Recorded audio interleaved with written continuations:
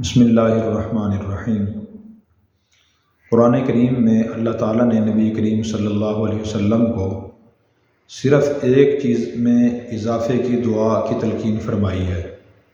فرمایا قُل رب زدنی علما، کہ آپ مجھ سے دعا کیجئے میرے رب میرے علم میں اضافہ فرمائیے، میرا علم بڑھا دیجئے۔ اور اللہ تعالیٰ نے پھر یہ دعا قرآن کریم کا حصہ بنا دی۔ اس کی وجہ یہ ہے کہ ایک شخص کو اور ایک انسان کو زندگی صحیح طریقے سے گزارنے کے لیے بہت زیادہ علم کی ضرورت ہے۔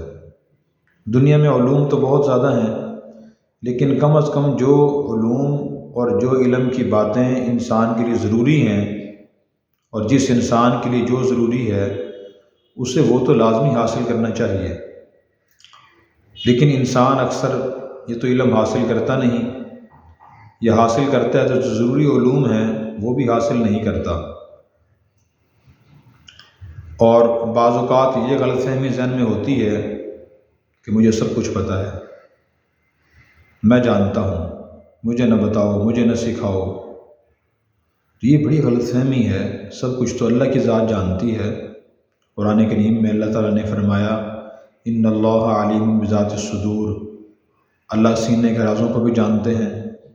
عالم الغیب والشہادہ، اللہ تعالیٰ غیب اور حاضر کو جانتے ہیں۔ یعلم ما بین ایدیہم وما خلفہم، اللہ تعالیٰ تمہارے یعنی انسانوں کے آگے جو چیزیں ان کو بھی جانتے ہیں، جو چیزیں انسانوں کے پیچھے ہیں ان کو بھی جانتے ہیں۔ یعلم السر واخفی، اللہ تعالیٰ پوشیدہ اور اس سے ذرا مخفی چیزوں کو بھی جانتے ہیں۔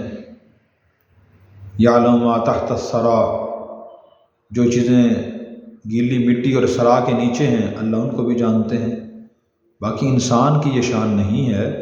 انسان کی شان اور صورتحال یہ ہے جن چیزوں کا علم انسان حاصل کرتا ہے اسے ان چیزوں کا علم حاصل ہوتا ہے۔ قرآن کریم میں اللہ نے فرمایا وما اوتیتم من العلم الا قلیلا، کہ تمہیں علم نہیں دیا گیا مگر تھوڑا سا علم انسان کے پاس آتا ہے۔ تو جو ضروری علوم ہیں ان میں سے ایک ٹاپک اور ایک مضمون علم کا یہ بھی ہے کہ ہر مسلمان مرد بھی اور عورت بھی نکاح اور شادی کرنے سے پہلے نکاح اور شادی کا علم حاصل کریں۔ نکاح کے سے متعلق دین کی تعلیمات کیا ہیں، نکاح ہو جاتا ہے بیوی کے بارے میں تعلیمات کیا ہیں، شوہر کے بارے میں تعلیمات کیا ہیں، بیوی کے حقوق کیا ہیں، شوہر کے حقوق کیا ہیں، بیوی کی ذمہ داریاں کیا ہیں، شوہر کی ذمہ داریاں کیا ہیں، اور کس رویے سے ایک دوسرے کے ساتھ پیش آنا ہے، کن باتوں کو نظر انداز کرنا ہے اور کن باتوں اور کاموں کو زیادہ اہمیت دینی ہے۔ اگر ایک دوسرے میں غلطیاں ہوں تو کون سی غلطیاں دین نے بڑی غلطیاں بتائی ہیں، کون سی چھوٹی غلطیاں بتائی ہیں، ان کی اصلاح کیسے کرنی ہے، آپس میں ادب و احترام کا رویہ کیسا ہونا چاہیے، آداب کیا ہیں، بڑے کے ذمہ شفقت اور چھوٹے کے ذمہ ادب کے تقاضے کیا ہیں۔ اللہ تعالیٰ اولاد عطا فرما دیتے ہیں تو اس اولاد کے حقوق کیا ہیں، نکاح کن چیزوں سے ٹوٹ جاتا ہے، نکاح کن چیزوں سے مضبوط اور پائیدار ہوتا ہے، یہ سب چیزیں جاننے کی ہیں۔ اور تعلقات تو انسان کی دنیا میں بہت سے لوگوں سے ہوتے ہیں، ماں باپ سے، بہن بھائیوں سے، رشتہ داروں سے، دوست احباب سے، گاہکوں سے، دکانداروں سے، ملازمین سے، مالکوں سے، لیکن جو نکاح کا تعلق ہے یہ بڑا اہم تعلق ہے۔ یہ بہت قریبی بھی ہے، گہرا بھی ہے اور نازک بھی ہے۔ قریبی تو اتنا ہے جتنا میں بھی ایک دوسرے کے قریب ہوتے ہیں اتنا کوئی قریب نہیں ہوتا، دوسرے کا رازدار ہوتے ہیں، اکٹھے گھر میں رہتے ہیں۔ اور نازک اتنا ہے خدا نخواستہ اگر شوہر طلاق کے 3 الفاظ کہہ دے اپنے ہوش و حواس میں تو طلاق ہو جاتی ہے، دوبارہ اکٹھے ہونا مشکل ہو جاتا ہے۔ جبکہ دوسرے تعلقات اور رشتوں کی صورتحال یہ نہیں ہے۔